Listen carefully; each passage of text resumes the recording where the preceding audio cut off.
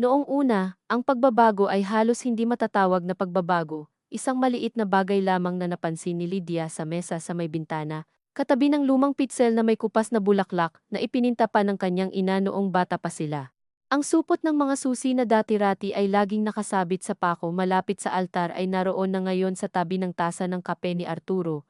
Ang kuya niyang matagal nang kumikilos sa bahay, na para bang siya ang kusang naging tagapag-ayos ng lahat ng hindi na maayos. Walang nagsabi kung bakit inilipat ang mga susi, wala ring nagtanong. Ngunit sa buong maghapon, ilang ulit na patingin si Lydia roon habang naghihiwa ng ampalaya para sa tanghalian, habang pinapahid ang tubig sa sahig na tumutulo mula sa lumang lababo, habang inaayos ang kumot ni Mama sa silid na amoy katingko at tuyong dahon ng sampagita.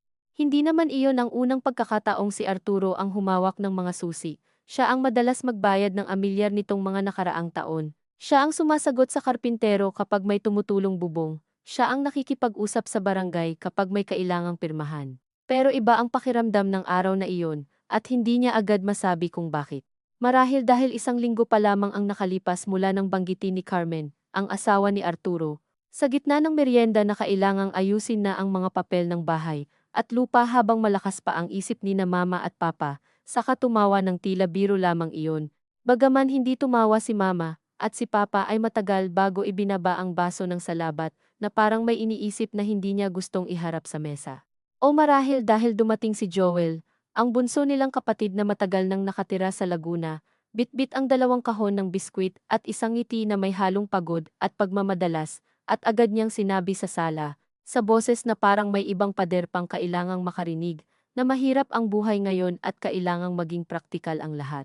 Walang tuwirang masama sa salitang praktikal, pero sa bahay na iyon ang lumang bahay na gawa sa pinaghalong semento at kahoy na itinayo pa noong ang mga mangga sa bakuran ay maliliit pa ang salitang iyon, ay parang banyagang tsinelas na iniwan sa pintuan.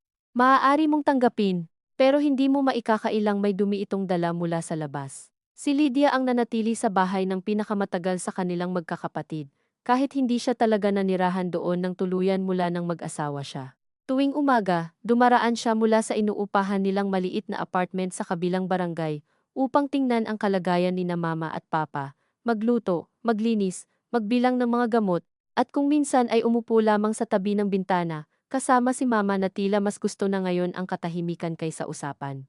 Hindi iyon usapan na napagkasunduan ng pamilya, ngunit ganoon na lamang ang nangyari. Ang asawa niyang si Nestor ay hindi kailanman tumutol ng malinaw, ngunit may mga gabing napapansin niyang mas maingat na sa pag-abot ng kanin ang lalaki, mas matagal tumingin sa resibo ng kuryente, at mas madalas magtanong kung hanggang kailan ba kailangang ikaw ang laging unang tumatakbo kapag may kailangan ang lahat. Hindi siya sumasagot kaagad sa mga tanong na iyon, hindi dahil wala siyang sagot kundi dahil alam niyang ang ilang sagot, kapag sinabi ng malakas, ay nagiging ibang bagay. Kaya nang umagang makita niya ang mga susi sa tabi ng tasa ni Arturo, hindi niya muna ginalaw. Nilagpasan niya iyon na para bang hindi niya napansin, bagaman sa loob niya ay may bahagyang pagkipot. Katulad ng pakiramdam kapag may punit na sinulid sa laylayan ng damit at alam mong anumang oras, kapag napahila. Lalaki ang sira. Sa hapon ding iyon, dumating si Carmen na may dalang manggang hilaw at bagoong, saka umupo sa mesa ng walang paanyaya at nagsimulang magsalita tungkol sa mga kapitbahay na nag-aaway-away dahil sa mana. Sa mga magkakapatid na umabot sa korte, dahil hindi inasikaso ang papeles habang buhay pa ang mga magulang, hindi direktang nakatingin kay Lydia si Carmen. Ngunit sa pagitan ng bawat pangungusap ay parang doon siya tumatama. Mas mahirap kasi kapag wala ng malinaw, sabi niya habang hinihiwa ang manggagamit ang kutsilyong pangprutas ni Mama na mapurol na sa dulo, kung ano-ano na ang pumapasok sa isip ng tao. Sinabi niya iyon sa paraang tila nag-aalala para sa lahat. Pero alam ni Lydia ang timpla ng boses na ganoon, iyong boses na may suot na kabaitan, ngunit may nakatagong sukat sa bawat salita. Hindi pa naman kami patay. Mahinang sabi ni Papa mula sa may sala. Hindi galit ang tinig niya. Mas masakit pa nga marahil dahil sa sobrang hina, parang may isang piraso ng dignidad na dahan-dahang isinasantabi upang hindi na lamang lumaki ang usapan. Natahimik si Carmen sandali, ngumiti ng maliit, saka sinabing, ay, syempre hindi po, tay, kaya nga habang malinaw pa lahat.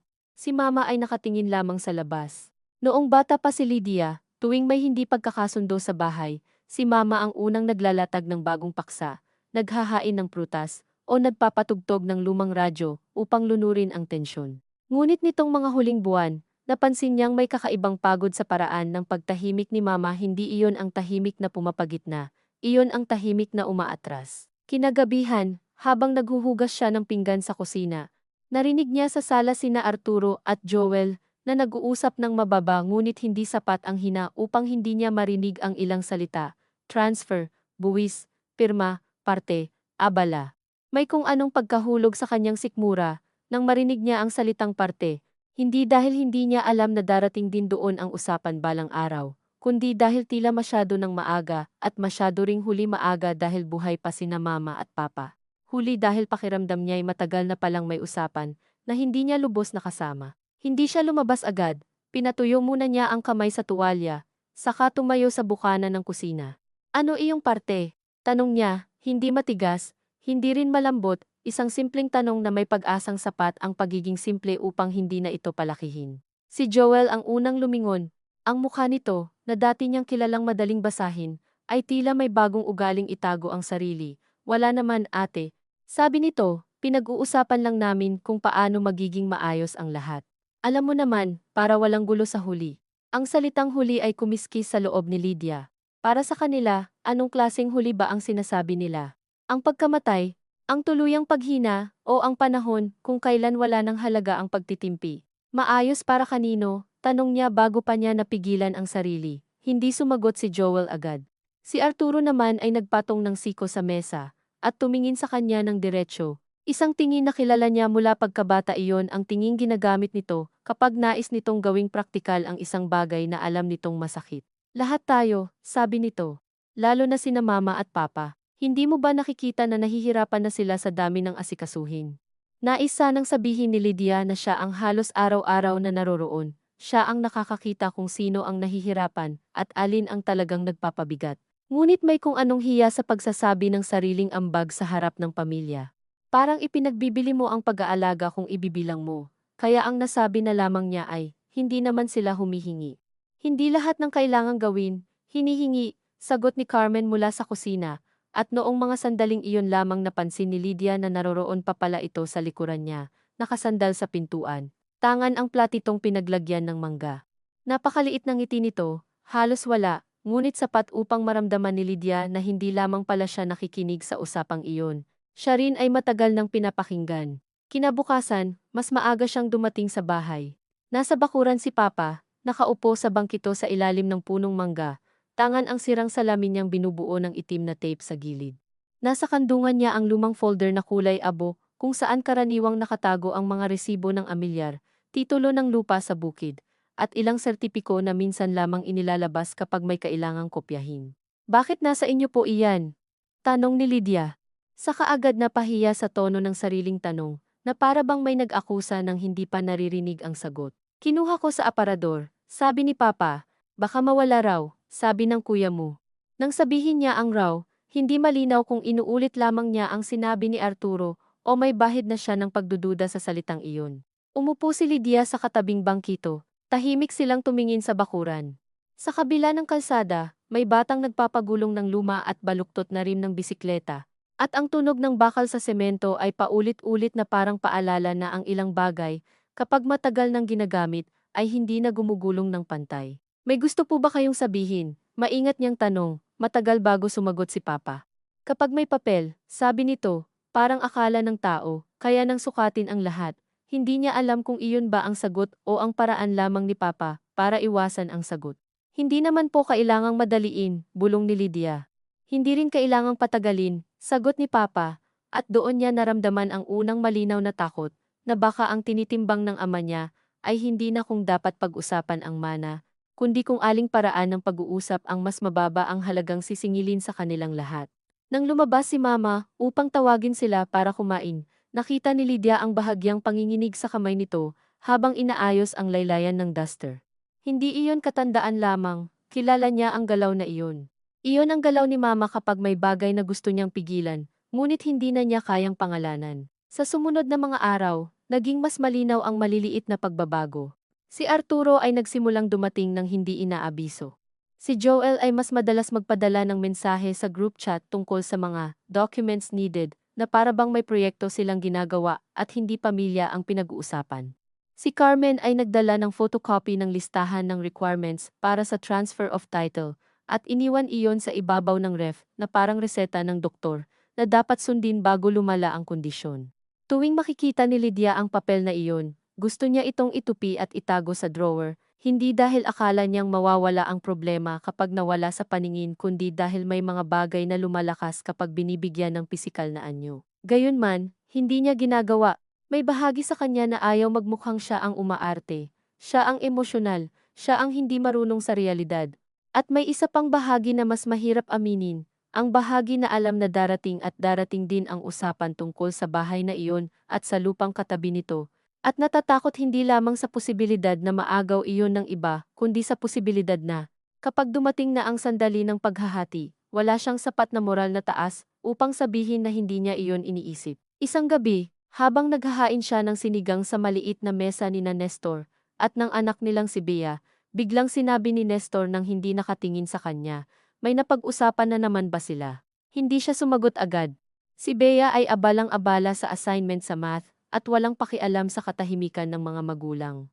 Meron, sabi niya sa wakas, papel na naman. Tumango si Nestor. At ikaw? Hindi niya agad na unawaan ang tanong. Ano ako? Ano ang gusto mo? Napakabihira nitong tanungin iyon ng tuwiran, kaya halos nakaramdam siya ng inis, na para bang may karapatan ba siyang tanungin kung ano ang gusto niya gayong hindi naman ganoon kasimple ang lahat. Wala akong gusto, sabi niya, at narinig niya mismo kung gaano kabilis at gaano kapeke ang tunog niyon. Hindi siya tinignan ni Nestor ngunit inilapag nito ang kutsara.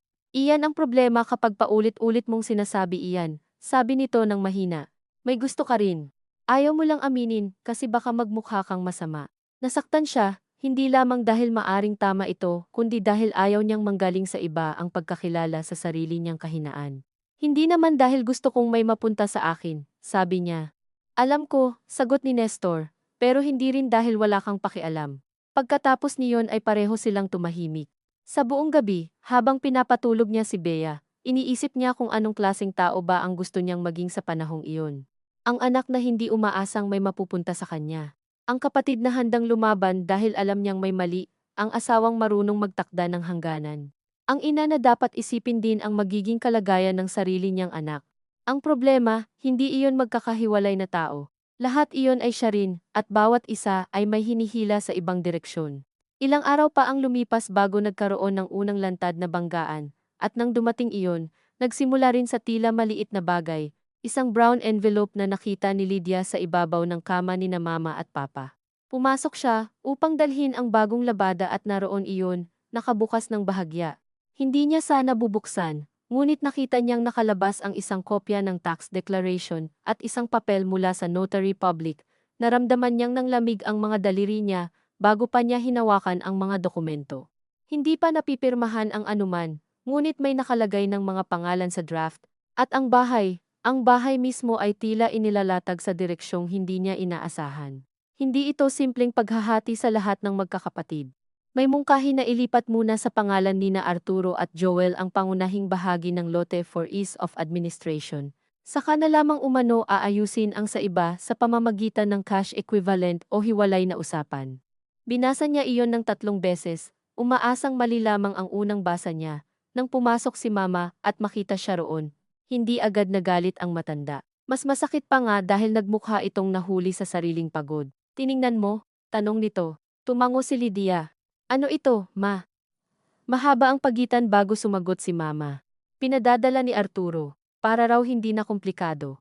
Hindi komplikado para kanino, hindi niya sinasadyang tumaas ang boses. Sa sala, narinig niyang gumalaw ang upuan ni Papa. Huwag kang sumigaw, sabi ni Mama, ngunit ang tono nito ay hindi pangangaral kundi pakiusap. Hindi ako sumisigaw. Ma? Nagtatanong ako.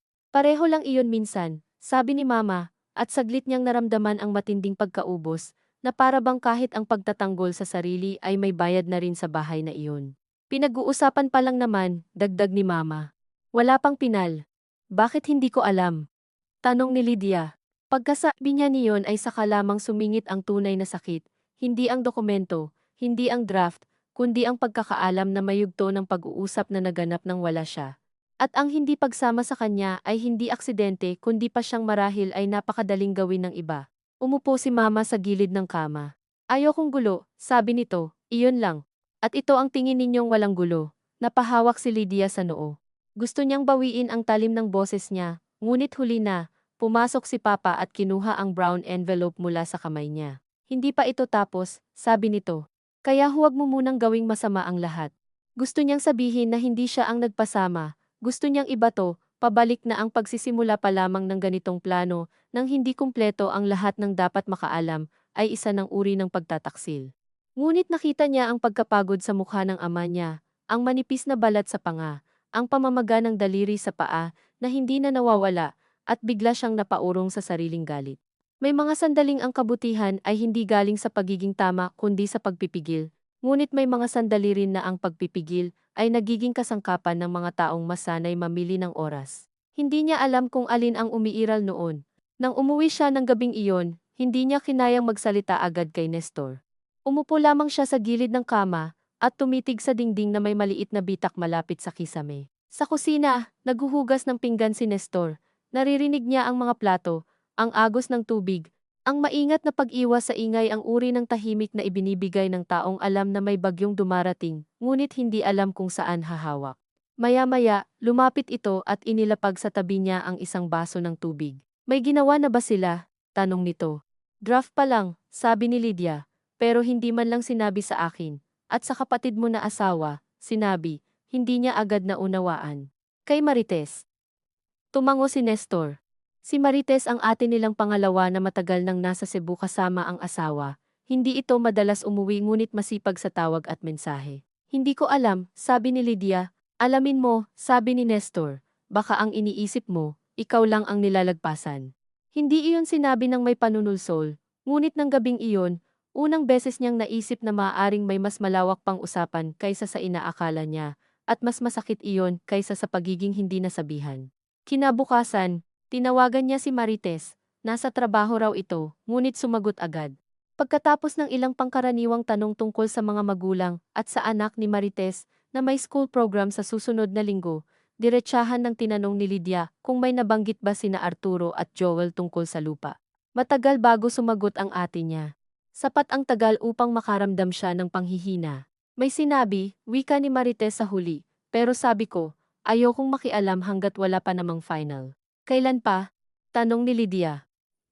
Mga 2 buwan na siguro, parang may bahagyang ugong sa tenga niya, 2 buwan. Sa loob ng 2 buwang iyon, araw-araw siyang nagwalis sa bakuran, naghain ng pagkain kina mama at papa, nag-ayos ng gamot, sumalo ng mga reklamo sa rayuma, nagpalit ng kumot kapag pinawisan si papa sa tanghali, at habang ginagawa niya ang lahat ng iyon, may ibang mesa palang pinaglalatagan ng mga salitang may kapangyarihang ilipat ang mismong bahay na kanyang nilalakaran. Bakit hindi mo sinabi sa akin? Tanong niya, at hindi niya alam kung alin ang mas nangingibabaw sa tinig niya, galit o pakiusap. Dahil ayokong palakihin, sagot ni Marites. At akala ko sasabihin din nila sayo. Ang pinakamasasakit na dahilan ay madalas nagsisimula sa akala ko. Pagkababa ng tawag, umupo si Lydia sa monoblok sa may kusina ni na mama at papa at hindi agad gumalaw. Mula sa sala ay naririnig niya ang programang paborito ni papa sa radyo. Iyong puro lumang awit at mga anunsyo tungkol sa nawawalang ID at libreng check-up sa covered court. Karaniwang nakapapawi sa kanya ang tunog na iyon, dahil iyon ang tunog ng mga hapon noong bata pa sila. Ngunit ng sandaling iyon, pakiramdam niya'y may kung anong pinatong sa lahat ng alaala. Isang manipis ngunit matigas na balot ng pagkakautang na hindi niya inamin na matagal na palang umiiral sa magkakapatid. Sino ang mas malaki ang ambag? Sino ang mas matagal na wala? Sino ang mas madalas naroon? Sino ang mas marunong sa papeles? Sino ang mas dapat pagbigyan? Nang dumating si Arturo ng hapong iyon, hindi na niya nagawang magkaila. Hinintay niya itong makapasok sa sala bago siya nagsalita. Kuya, bakit hindi mo sinabi sa akin na may draft na? Hindi siya sumigaw, ngunit sapat ang kadyot ng boses niya upang lumingon si mama mula sa pagbalat ng sibuyas. Si Arturo ay hindi agad sumagot. Inilapag muna nito ang helmet sa upuan.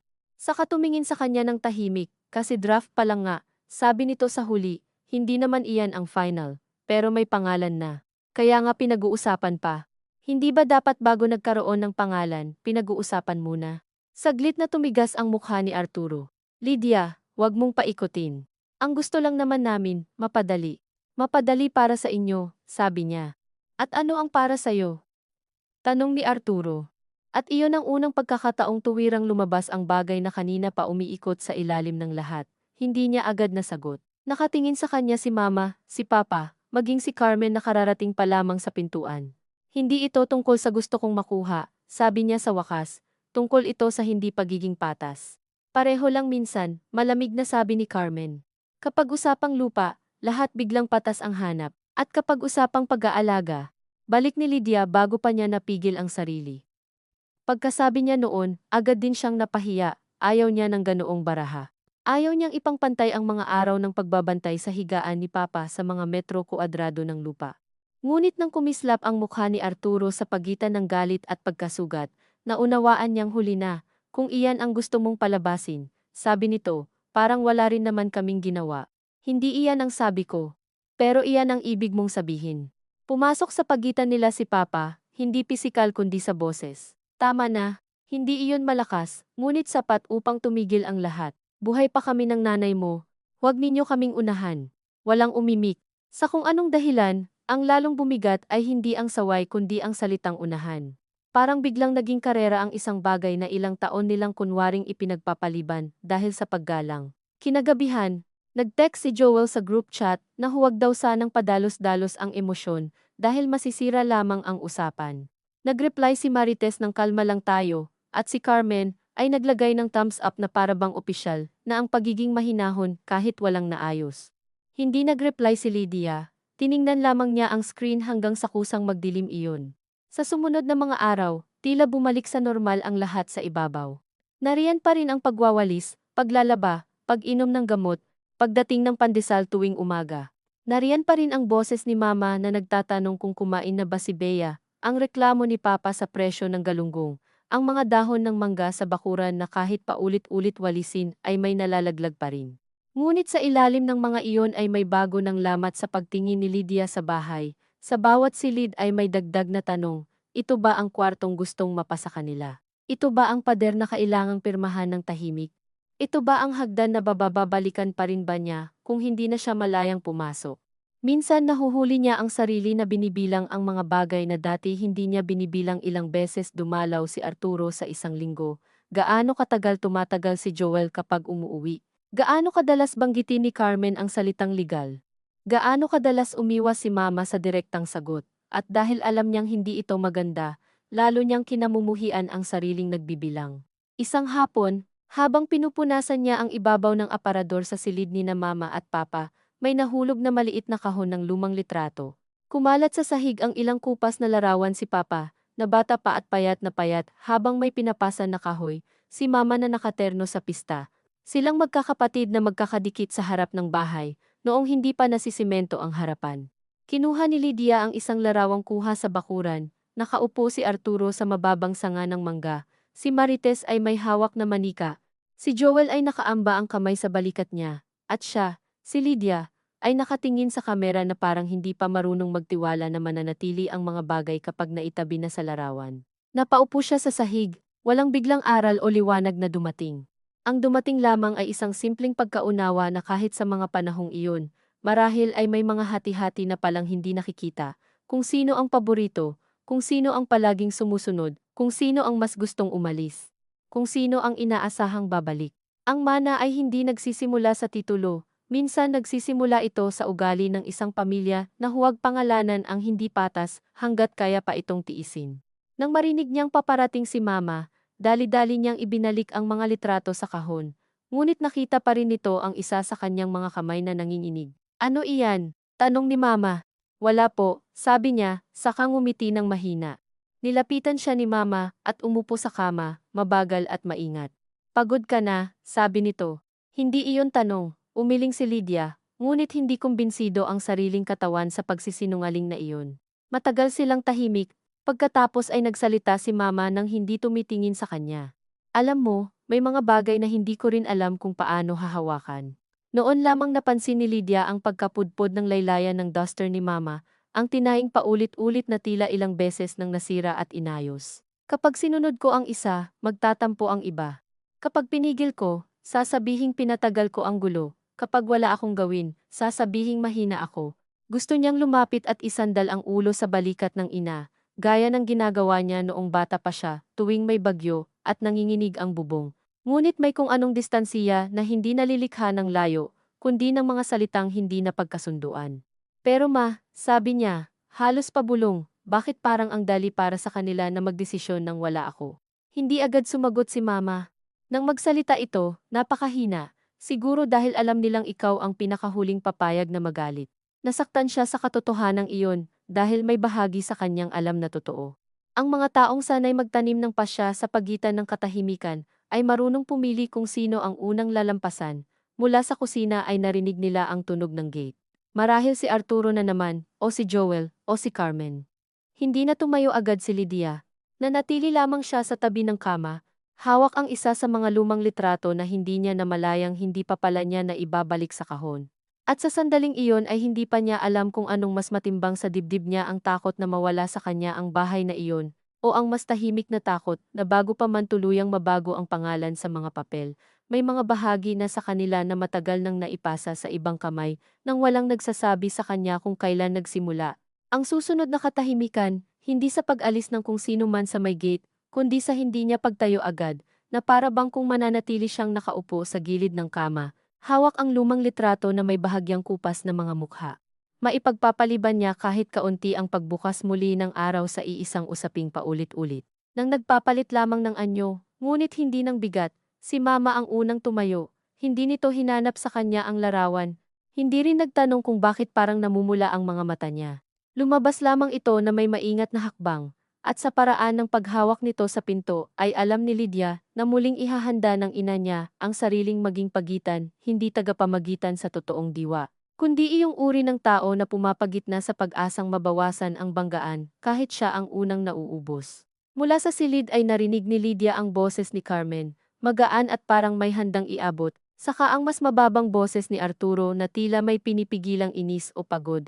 Hindi niya masabi kung alin, at pagkatapos ay ang tunog ng plastik na supot na inilalapag sa mesa. Umupo pa siya roon ng ilang sandali bago niya ibinalik ang litrato sa kahon at isinara iyon. Napakaliit ng kilos na iyon, ngunit pakiramdam niya'y para siyang nagsara ng isang bagay na hindi naman talaga maisasarado. Nang lumabas siya sa sala, nakita niyang may dalang mga tinapay at isang sobre si Arturo. Ang sobre, kahit hindi pa niya nababasa, ay agad niyang nakilala bilang isa na namang pisikal na anyo ng bagay na kanina pa nila kunwaring hindi ginagawa. Hindi pa nagsasalita ang kuya niya, ngunit may handa ng paliwanag sa tindig pa lamang nito, balikat na bahagyang pasulong, baba na bahagyang nakataas, parang katawan mismo ang unang nagsasabing, "Huwag mo na akong pahirapan pa sa kailangang sabihin. May dinala lang akong revised draft," sabi nito, na para bang pareho silang pawang empleyado sa iisang opisina, at hindi magkapatid na ang mismong bahay ng mga magulang nila ang unti-unting ginagawang paksa ng mga salitang pwedeng ipanotaryo. Revised based saan? Tanong ni Lydia. Hindi niya sinasadya ang tigas ng boses, ngunit alam niyang wala na ring mapapala ang sobrang lambot, base sa sinabi ni Tay, sagot ni Arturo. Tumingin siya kay Papa, na nasa silya malapit sa bintana. Hindi agad umiwas ang ama niya. Ngunit hindi rin tumingin ng tuwid. Anong sinabi ni Papa? Tanong niya. Na ayaw niyang masyadong hati-hati ang asikaso sa bahay dahil magulo raw kapag maraming desisyon, sabi ni Carmen, na tila mabilis nang nasalo ang bahaging maaaring magpainit sa usapan, at nais niya itong ilahad sa pinakamatinong porma. At iyong lupa sa likod, mas madali raw kung may dalawang pangunahing hahawak. Narinig ni Lydia ang salitang pangunahing, at gusto niyang tawanan sa sobrang linis ng pagkakapili. May mga salitang ganoon hindi direktang nagsasabing may maiiwan, ngunit malinaw kung sino ang hindi isinasama sa sentro. At sino ang nagdesisyong dalawang tao ang pangunahing hahawak? Tanong niya. Hindi ba pwedeng lahat? Lahat nga sa bandang huli, sagot ni Arturo. Pero may proseso rin ang hindi pagsasabi sa kapatid. Natahimik si Mama sa may kusina, hawak ang sandok sa ibabaw ng kumukulong munggo. Hindi tumulong ang katahimikan nito.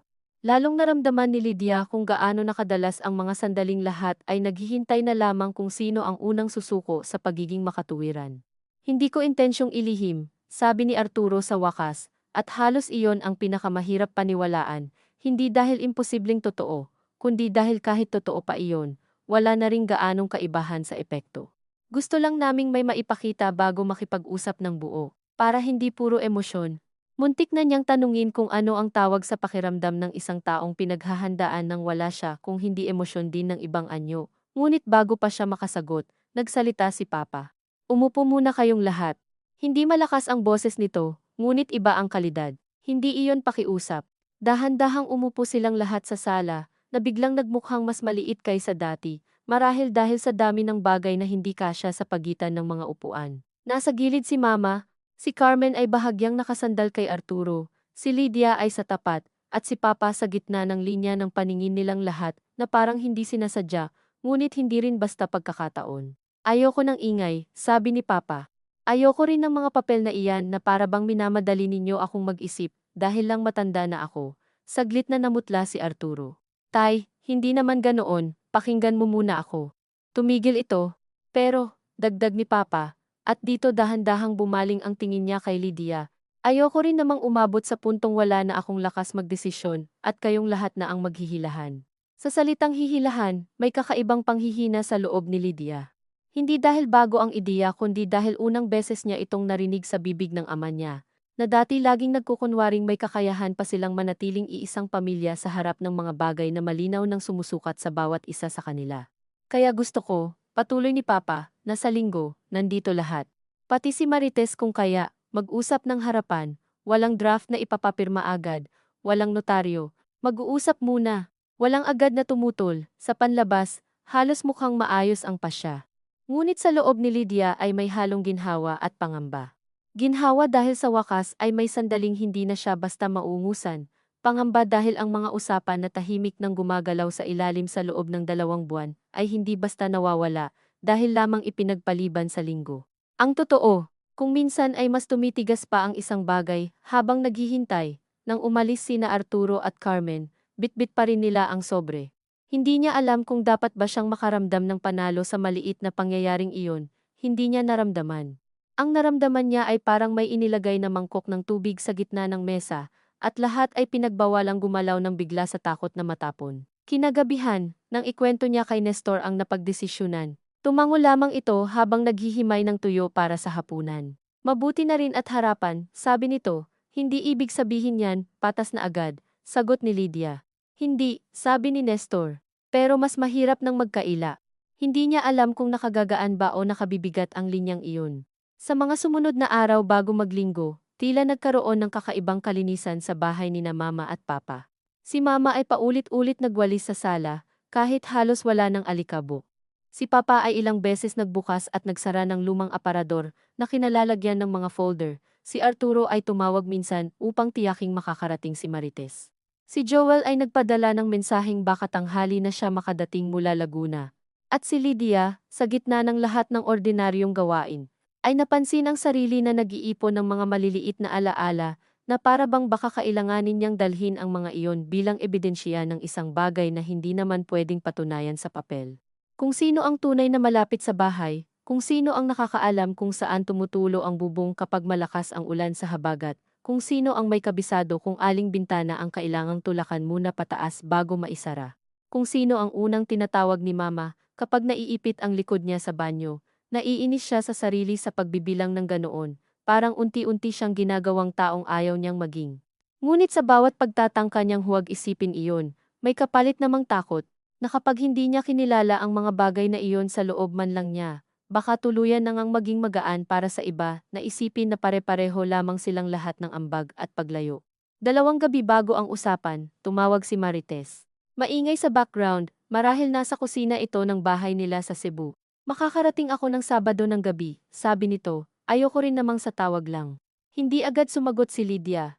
Hindi siya sigurado kung may sama pa rin siya ng loob o kung ang pagdating ng ate niya ay mas ikakagaan ng sitwasyon. Salamat, sabi niya sa huli. Alam kong galit ka, sabi ni Marites. Hindi ko masisisi. Hindi ko alam kung galit, sagot niya. Parang matagal akong nasa loob ng bahay, pero sa usapang may kinalaman dito, sa labas ako pinuwesto. Matagal bago sumagot si Marites. Minsan kasi, ate ka rin ng lahat, sanay silang iisipin mong kaya mong lunukin muna. Natahimik si Lydia. Halos kapareho iyon ng sinabi ni Mama, ngunit iba ang kirot kapag nanggaling sa kapatid. Hindi ko alam kung papuri ba iyan o pananamantala, sabi niya.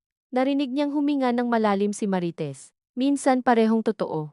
Pagkatapos ng tawag na iyon, mas matagal siyang nakaupo sa balkonahe ng maliit nilang apartment. Sa tapat, may kapitbahay na nagsasampay ng uniporme ng mga anak. Naririnig niya ang tunog ng telebisyon mula sa isang bukas na bintana. Ang tawa ng isang batang ayaw pang pumasok sa bahay. Ang pagdaan ng tricycle na may mahinang tugtog ng lumang love song. Lahat ay pangkaraniwan, halos mapanatag sana, ngunit may mga sandaling ang mismong ordinaryo ang nagpaparamdam kung gaano kaputol ang loob mo. Naisip niya si Bea ang anak niyang lumalaki, na sana'y nakikitang ang ina niya ang laging tumatakbo pabalik sa bahay ng lolo't lola. Ano ang matututunan ng bata rito? Na ang pamilya ay lugar ng tungkulin bago lugar ng pag-asa.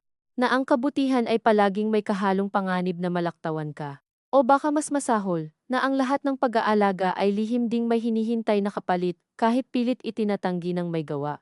Nahuli niya ang sarili sa tanong na iyon at napapikit. Ang totoo, hindi siya naghihintay ng gantimpala, ngunit hindi rin totoong wala ng anumang nasasaktan sa kanya kapag para bang nagmistulang walang bigat ang mga taon ng pagbalik-balik niya sa bahay. Dumating si Marites kinabukasan ng gabi na may dalang ensaymada at pasalubong na tuyo para kay Papa. Pagkakita pa lamang nila sa isa't isa sa may gate, nagyakapan sila ng mahigpit ngunit hindi matagal.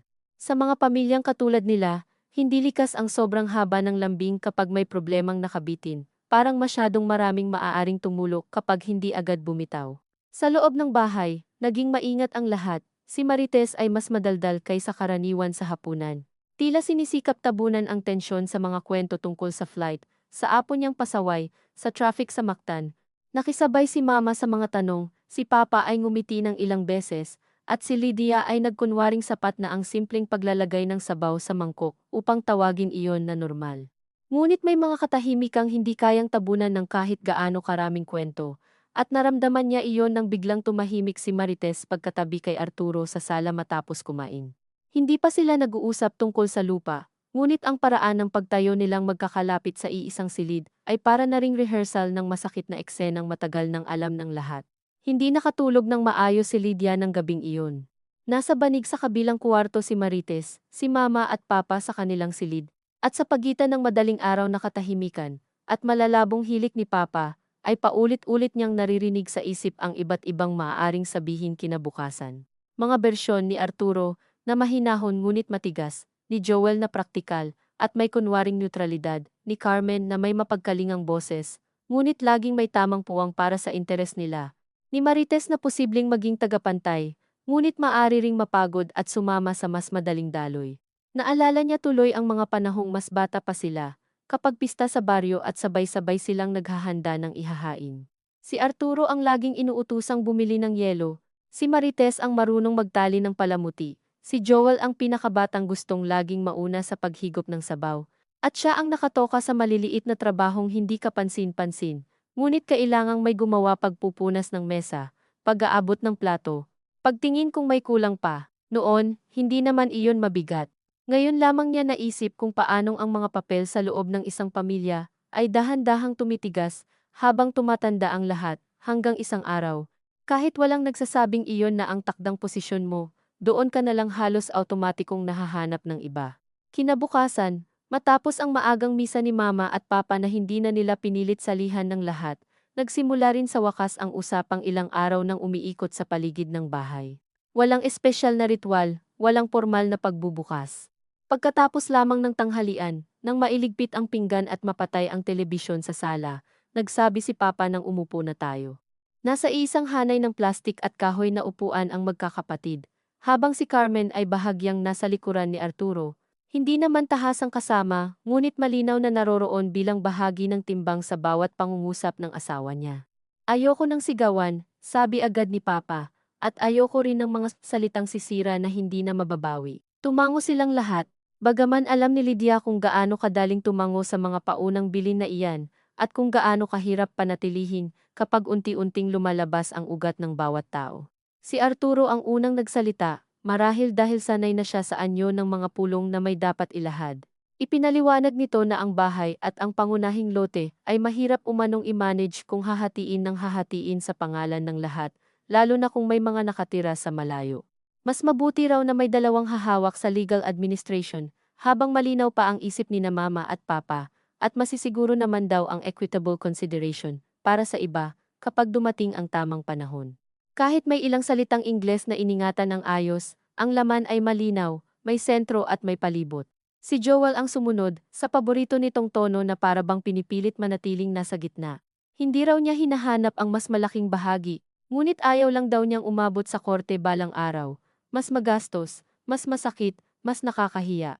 Sa bawat salitang ginagamit nila manage, administration, equitable, practical pakiramdam ni Lydia ay may unti-unting hinahaplos na tela sa ibabaw ng matigas na bagay. Ngunit naroroon pa rin sa ilalim ang parehong hugis. Hindi siya agad nagsalita. Hinintay muna niyang matapos ang dalawa. Si Marites ay tahimik lamang, nakatiklop ang kamay sa kandungan. Sa kabila ng katahimikan nito, alam ni Lydia na nakikinig ito sa bawat puwang. Ang hindi ko maintindihan, sabi niya sa wakas, ay kung bakit ang pinakamadaling sagot sa inyo ay ang bawasan ang bilang ng mga taong may boses. Si Arturo ay tila naghanda sa linyang iyon. Hindi binabawasan ang boses, sabi nito, inaayos lang ang proseso. Kapag ang proseso ay ginawa bago kausapin ang ibang apektado, pagbawas iyon, sagot niya. At saka, bakit lagi ninyong pinapalabas na ang gulo ay nanggagaling sa dami ng tao? Minsan nanggagaling ang gulo sa pag-uumpisa, nang hindi kumpleto, umigkas ang panga ni Arturo. At ano ang gusto mo? Hati-hati sa titulo kahit wala namang mag-aasikaso. Sino bang nagsabing wala? Tanong ni Lydia. Dahil ba hindi ako marunong ng legal terms, hindi na ako pwedeng makibahagi sa desisyon. Hindi iyan ang ibig kong sabihin, pero iyan ang ginagawa ninyo. Nagsalita si Carmen, maingat ngunit may diin. Lydia, huwag mo naman sanang gawing personal ang lahat. Walang umaagaw sa'yo. Doon niya naramdaman ang bahagyang panginginig sa kamay niyang nakapatong sa hita. Ayaw niyang bigyan ng sobrang halaga ang pangungusap ni Carmen dahil alam niyang iyon mismo ang gustong mangyari ng mga linyang ganoon, iyong mapilit kang patunayan na hindi ka basta apektado, na hindi ka nag-iinarte, na hindi ka mapaghinala. Ngunit may mga salitang kapag binitiwan sa tamang sandali ay parang manipis na karayom. Paano hindi magiging personal? Sabi niya nang hindi tumataas ang boses. Bahay ng magulang namin ito. Natahimik si Carmen. Si Joel naman ang sumingit. Ate, hindi naman sa ganoon. Ang punto lang, hindi ko maintindihan, putol niya, at agad niyang pinagsisihan ang bilis ng pagputol, ngunit hindi na niya iyon naurong. Kung bakit ang punto palaging huwag magulo, pero ang paraan ninyo ay gumawa ng usapan sa likod. Hindi sa likod, sabi ni Joel, medyo tumigas na rin ang tono. Nag-uusap-usap lang, hindi pa naman final. Ilang beses ninyo na bang gagamitin iyang hindi pa final na parang pambura? Lumalim ang katahimikan. Si Mama ay tila may gustong sabihin, ngunit hindi pa mahanap ang pasok. Nakatitig lamang si Papa sa sahig na semento, sa bahaging may manipis na guhit mula sa dati ng bitak. Pagkatapos, sa hindi inaasahang pagkakataon, si Marites ang nagsalita, hindi malakas, ngunit ang pagiging tahimik ng boses niya ang agad nagpatahimik sa lahat. Ang totoo, sabi nito, lahat naman tayo natatakot lang. Walang agad kumontra. Si Arturo at Joel, natatakot na magulo sa dulo. Si Lydia, natatakot na maalisan ng boses sa sarili niyang bahay. Si Mama at Papa, natatakot mapilitang pumili habang buhay pa sila. At ako. Huminga siya ng malalim. Natakot akong sumali ng maaga dahil alam kong pag nagsalita ako, kailangan ko ng panindigan kung sino ang kakampihan ko. Napatingin si Lydia sa atin niya, walang pagtatanggol sa kanya roon, ngunit wala ring pagtalikod. Ang naroon ay isang uri ng pag-amin na mas bihira pa minsan kaysa pagtayo sa isang panig. Kung ganoon, sabi ni Papa, na tila doon lamang nakahanap ng daan pabalik sa usapan, makinig kayo sa gusto ko. Umayos silang lahat. Ang bahay, sabi nito, dahan-dahan, habang buhay pa kami ng nanay mo, sa amin muna, walang lilipat ng pangalan sa bahay. Walang magmamadali, parang may bahagyang lumuwag sa dibdib ni Lydia, ngunit hindi pa tapos ang ama niya. Yung likod na lote, patuloy nito, iyon ang gusto ninyong pag-usapan, hindi ba? Dahil iyon ang tingin ninyong pwedeng pag-umpisahan. Tiningnan ni Papa ang bawat anak isa-isa, at sa unang pagkakataon sa matagal na panahon, naramdaman ni Lydia na hindi pa pala lubos na nawala ang dating bigat ng presensya nito. Hindi ko ibibigay sa dalawa lang, sabi ni Papa. Kung may gagawin man, lahat may alam, lahat may pirma, at hindi ako pipirma sa papel na hindi ko naintindihan. Si Arturo ay tila may gustong isingit ngunit pinigilan muna, si Joel ay napaayos ng upo. Si Carmen lamang ang agad nakapagtago ng reaksyon. Pero tay, sabi ni Arturo sa huli, hindi ba mas komplikado pa iyan? Mas komplikado kaysa hindi magkausap ang magkakapatid. Tanong ni Papa. Hindi na sumagot si Arturo. Ang pakiramdam ni Lydia sa sandaling iyon ay hindi tuwirang saya. Masyadong maraming naipong pagod upang agad magmukhang tagumpay ang anumang pansamantalang paglihis mula sa masama.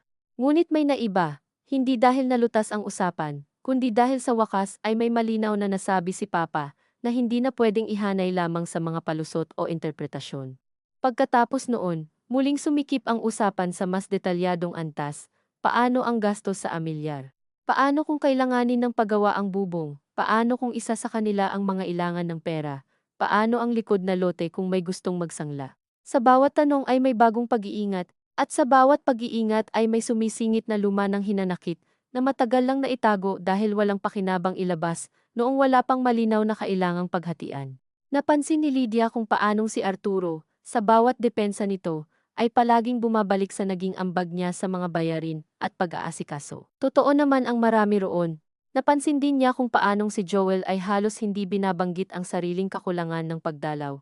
At sa halip ay gumagamit ng salitang sistema na parang pwedeng lunurin noon ang lahat ng hindi niya nagawa. Ngunit ang pinakamahirap tanggapin ay nang mapansin niyang pati siya ay may sariling paulit-ulit na pagbabalik sa presensya niya, sa pag-aalaga niya, sa pagiging naroroon niya. Hindi niya man iyon sabihin ng buo, nakabalot na iyon sa marami niyang pangungusap, at nang mahuli niya ang sarili sa ganoong daloy, tila may malamig na tubig na ibinuhos sa loob niya. Wala pala ni isa sa kanila ang malinis sa pagdadala ng sariling resibo, kahit hindi nakalista sa papel. Nang matapos ang mahigit 2 oras ng pasulput-sulput na usapan, iisa lamang ang malinaw, walang pipirmahang anuman sa ngayon, at muling rerepasuhin ang mga papel kapag may malinaw ng listahan ng gustong sabihin at tanungin ng bawat isa. Hindi iyon resolusyon. Sa totoo lang, halos nakakapagod ang pagiging hindi resolusyon nito, ngunit sa pagod na iyon ay may kakaibang linaw. Hindi na pwedeng magkunwaring ang problema ay simpleng teknikal lamang. Nang magsitayuan sila mula sa sala, si Mama ay tila mas tumanda sa loob lamang ng maghapong iyon. Dinala ni Lydia ang mga tasa sa kusina, at naramdaman ang bigat ng likod niya, na para bang siya man ay biglang tumanda kasama ng ina. Habang nagbabanlaw siya ng mga baso, pumasok si Marites at tahimik na tumulong ng hindi na kailangang hingan. Saglit silang magkatabing naghuhugas at nagpupunas, at ang tunog ng tubig sa bakal na lababo, ang siyang pumalit sa usapang kanina pa kumakaskas sa lahat. Hindi ka ba galit sa akin? Mahinang tanong ni Marites nang hindi tumitingin. Hindi agad sumagot si Lydia. Galit ako sa maraming bagay, sabi niya sa huli. Pero pagod na akong ipamahagi ng eksakto kung kanino gaano karami. Napangiti ng maliit si Marites, hindi dahil masaya kundi dahil marahil iyon lamang ang pinakamalapit sa pag-amin na kaya nila ng sandaling iyon. Minsan, sabi ni Marites, kapag hindi ka agad sumali sa maling galaw, akala mo malinis ka, pero ang totoo, may kasalanan din ang pag-iwas. Hindi sumagot si Lydia. Naalala niya ang 2 buwang pananahimik ng ate niya, at sa unang pagkakataon ay naramdaman niya hindi lamang ang galit doon, kundi ang lungkot ng isang taong marahil ay sanay ding umiwas upang manatiling katanggap-tanggap sa lahat. Pagkatapos umalis ni Marites kinagabihan upang magpahinga, dumating si Arturo sa likod bahay kung saan nakaupo si Lydia sa mababang bangko malapit sa drum ng tubig ulan. Madilim na, at tanging ilaw mula sa kusina ang bahagyang tumatama sa gilid ng mukha nito. Hindi siya agad tumingin sa kuya niya. Sa bahay ng kapitbahay ay may mahinang karaoke, iyong tipong hindi paos ngunit may pagod, at sa kung anong dahilan ay lalong nagmukhang malayo ang lahat. Hindi ko gustong umabot tayo sa ganito, sabi ni Arturo. Gusto sana niyang sabihing wala ring gustong umabot dito, ngunit hindi niya ginawa. Noong una, patuloy nito, inisip ko lang talaga na kung ako at si Joel ang hahawak muna sa papeles, mas madali, hindi ko agad nakita kung gaano kapangit tingnan sayo. Napahinga siya ng marahan. Hindi lang tingnan, kuya, tumango ito, kahit hindi niya sigurado kung gaano talaga nauunawaan ng kapatid ang lawak ng ibig sabihin noon. Alam ko, sabi ni Arturo, o sinusubukan kong alamin. Tahimik ulit, naisip ni Lydia na minsan, ang mga paghingi ng paumanhin sa loob ng pamilya ay hindi dumarating bilang buong pangungusap. Dumarating sila bilang pagkukulang ng dating katiyakan, bilang bahagyang pag-uurong sa tindig, bilang pag-amin na hindi mo lubos na alam ang pinsalang nagawa mo. Hindi iyon palaging sapan, ngunit hindi rin laging walang halaga. Hindi ko rin alam, sabi niya pagkatapos ng matagal na pagitan. Kung gaano kalaki rito ang talagang tungkol sa bahay, at gaano kalaki ang tungkol sa pagtrato. Pareho siguro, sagot ni Arturo, at doon tayo nadadali. Gusto niyang magtanong kung kailan nagsimulang mas maging madali kay Arturo na makipagplano kay Joel at Carmen kaysa dumaan sa kanya, ngunit alam niyang maaaring hindi ito magkaroon ng isang sagot lamang. Baka nagsimula iyon sa kung gaano siya kadalas naroroon, kaya inakalang hindi na kailangang ipaliwanag. Baka sa kung gaano siya bihirang tumanggi, baka sa kung paanong sa mga pamilya nila, ang kapatid na babae na malapit sa mga magulang ay madaling maging bahagi ng bahay, ngunit hindi sentro ng pasya tungkol dito. Hindi niya iyon sinabi ng malakas. Masyadong marami para sa isang gabi. Basta, sabi niya na lamang, huwag na ninyong uulitin na may gagalaw na hindi ko alam. Tumango si Arturo. Hindi na. Hindi niya alam kung iyon ba ay pangako o pag-asang maging pangako. Ngunit sa gabing iyon ay hindi na niya iyon sinuri. Pag-uwi niya sa apartment, nadatnan niyang gising pa si Nestor sa may mesa, tinutulungan si Bea sa project na kartolina. Ang anak niya ay may gunting sa kamay at nakadila habang naggugupit ng mga dahon para sa isang poster tungkol sa kalikasan. Walang nakakaalam sa bahay na iyon ng buong bigat ng araw niya, at bigla siyang nakaramdam ng kakaibang pagluwag dahil doon. May mga bahaging hindi kailangang ilagay sa gitna ng lahat upang maging totoo.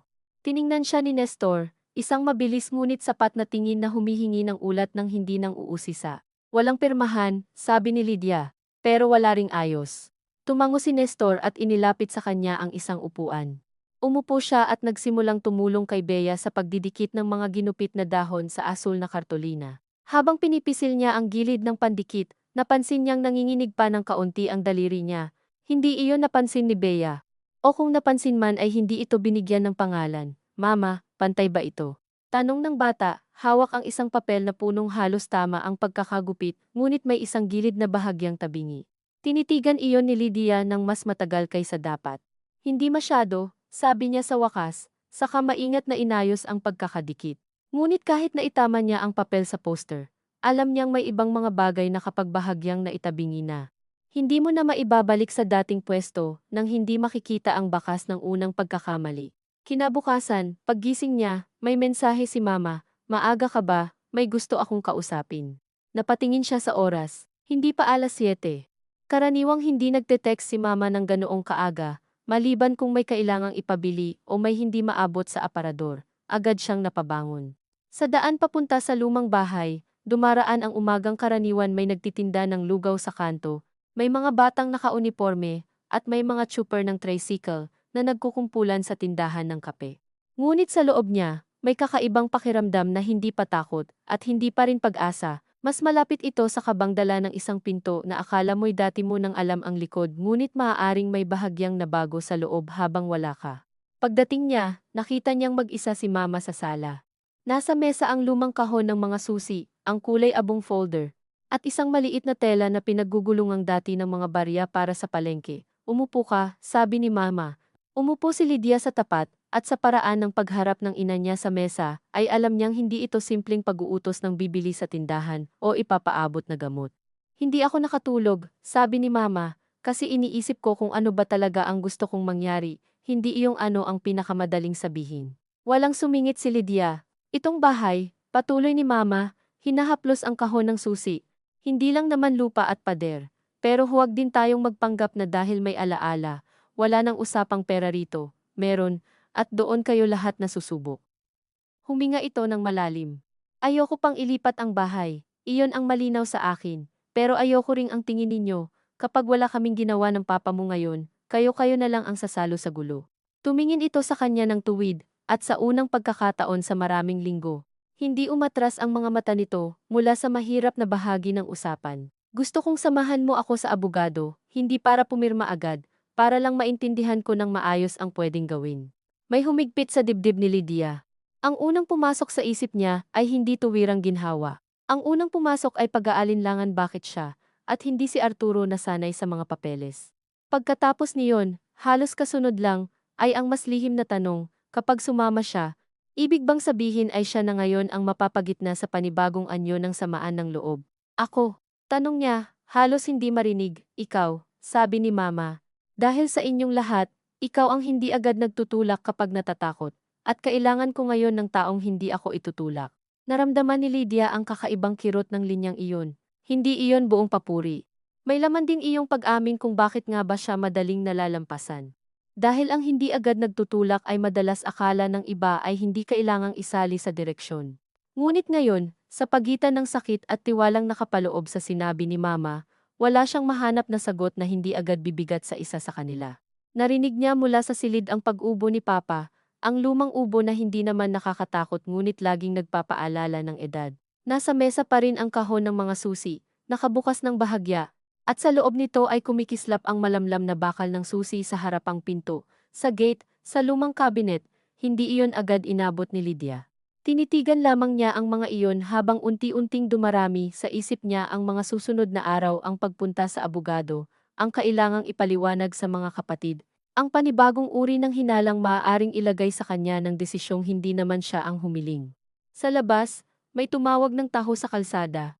At sa ordinaryong tunog na iyon ay biglang naging mas matalim ang pakiramdam na may isang maliliit ngunit mahalagang paglipat na naman sa loob ng bahay. Hindi pa desisyon, hindi pa pirma, ngunit sapat na upang baguhin kung sino ang susunod na pagbubuntunan ng tingin ng bawat isa sa kanila kapag nagsimulang gumalaw uli ang mga papel at ang mga susi. Hindi agad siya sumagot, pinagmasdan niya muna ang kamay ni Mama na nakapatong sa gilid ng kahon, ang mga ugat na mas malinaw na ngayon kaysa dati. Ang mga daliring dati kayang magtahi ng laylayan ng bestida nang hindi man lang nasusugatan sa karayom, ngunit ngayoy bahagyang nanginginig kahit simpleng pagpihit ng takip ng garapon. May mga anyo ng pagtitiwala na hindi mo kayang tanggihan, nang hindi ka agad nararamdaman ang kapal ng sariling katawan, na para bang sa simpleng pag-iling mo ay may mababaling nagulugod sa loob ng bahay, ngunit may mga pagtitiwala ring may kahalong pasanin, at iyon ang unang malinaw na sumagi sa isip ni Lydia. Kapag sumama siya kay Mama sa abogado, kahit para lamang magtanong, kahit walang pipirmahan, kahit para lamang maunawaan ang mga opsyon, hindi na iyon simpleng pag-upo sa tabi ng ina, sa isang tanghaling may mga papeles sa mesa. Magiging anyo na iyon ng pwesto. At sa pamilya nilang matagal nang marunong magbasa ng pwesto, bago pa man malinaw ang mga salita, sapat na ang isang ganoong kilos upang mag-iba ang direksyon ng tingin sa kanya. Sasama ako, sabi niya sa wakas, at narinig niyang mas mahinahon ang boses niya kaysa inaasahan niya. Wala siyang sigurado kung tama ba ang sagot na iyon, ngunit alam niyang mas mahirap para sa kanya ang tanggihan kaysa ang dalhin ang bigat nito. Tumango si Mama, hindi magaan at hindi rin lubos na panatag, kundi para bang may bahagyang bahagi sa dibdib nitong napwesto ng maayos kahit paano. Hindi ko ipagsasabi agad, sabi nito, hindi naman kailangang lahat ng bagay ay sabay-sabay. Doon unang sumiklab ang alanganin sa loob ni Lydia. Hindi niya gustong magsimula ang pagpunta sa abogado sa parehong anyo ng katahimikan na siyang ikinasugat niya sa mga nagdaang buwan. Ngunit hindi rin niya alam kung makatwiran bang asahan na sabihin agad sa lahat ang isang hakbang na wala pa namang desisyon. Naroon na naman ang masalimuot na bahagi ng anumang pagsisikap maging patas. Halos bawat daan ay may kapirasong mukha ng mismong bagay na iniiwasan mo. Mas mabuti sigurong sabihin din kay Papa, wika niya. Siyempre, sagot ni Mama. Sa Papa mo muna. Hindi na niya tinanong kung sa Papa lamang ba talaga, o kung ang sinasabi ni Mama ay isa lamang paraan upang ipagpaliban ang mas mahirap na tanong. Bago pa sila makadagdag ng usapan, lumabas si Papa mula sa silid. May suot pa ring kupas na sando at dala ang salamin niyang itim ang isang gilid dahil sa tape. Tiningnan nito ang mesa, ang kahon ng susi, ang folder, saka silang dalawa. Hindi siya sigurado kung gaano karami ang naunawaan ng ama niya sa eksenang iyon, bago pa sila magsalita. Ngunit kilala niya ang paraan ng tingin nitong tahimik, ang tinging hindi nagmamadali, hindi agad nang huhusga. Ngunit bihirang walang nasasagap. Ano iyan?